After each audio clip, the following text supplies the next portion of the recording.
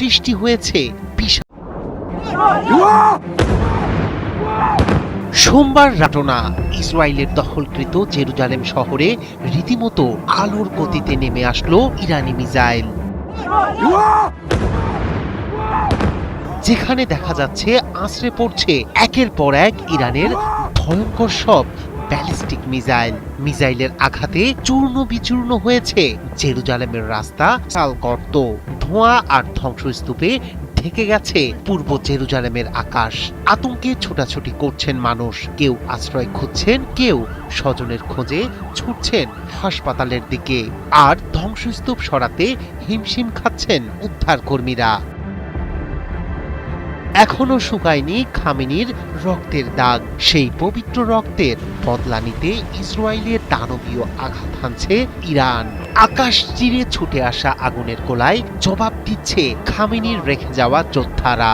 গভীর রাতের নীরবতা ভেঙে একের পর এক ব্যালিস্টিক মিসাইল ছোড়া হচ্ছে ইসরায়েলের দিকে। তেহরানের বার্তা স্পষ্ট, এই হামলা প্রতিশোধের, এই আগুন জবাবের।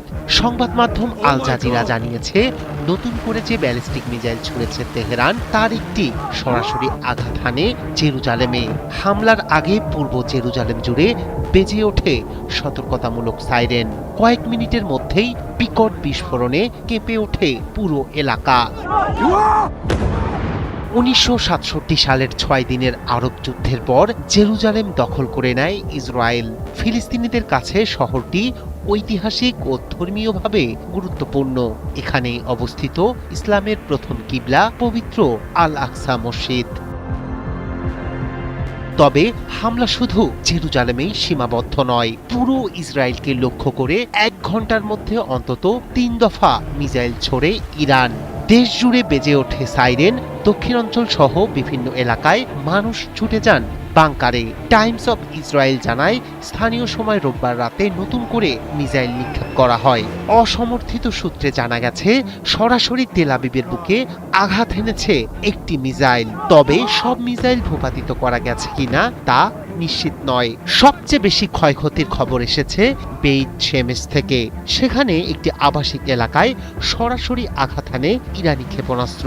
এতে অন্তত 8 জন নিহত এবং 20 জন আহত হয়েছেন বলে জানিয়েছে স্থানীয় সংবাদ মাধ্যম। কয়েকটি ভবন সম্পূর্ণ ধ্বংস হয়ে গেছে, বিশাল গর্ত তৈরি হয়েছে সড়কে। ধ্বংসস্তূপে আটকে পড়াদের উদ্ধারে কাজ করছে জরুরি সেবা বিভাগ। আহতদের দ্রুত নেওয়া হচ্ছে হাসপাতালে। এলাকা জুড়ে চলছে তল্লাশি অভিযান। মধ্যপ্রাচ্যে উত্তেজনা নতুন মাত্রা পেয়েছে। খামেনি হত্যার জবাবে ইরানের এই সরাসরি মিসাইল হামলা পরিস্থিতিকে আরো জটিল করে তুলেছে।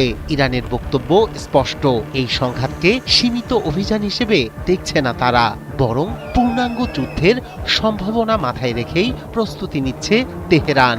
হিজবুল্লাহ হুতিদের মতো মিত্র গোষ্ঠীগুলো তেহরানের সঙ্গে একত্রতা প্রকাশ করেছে।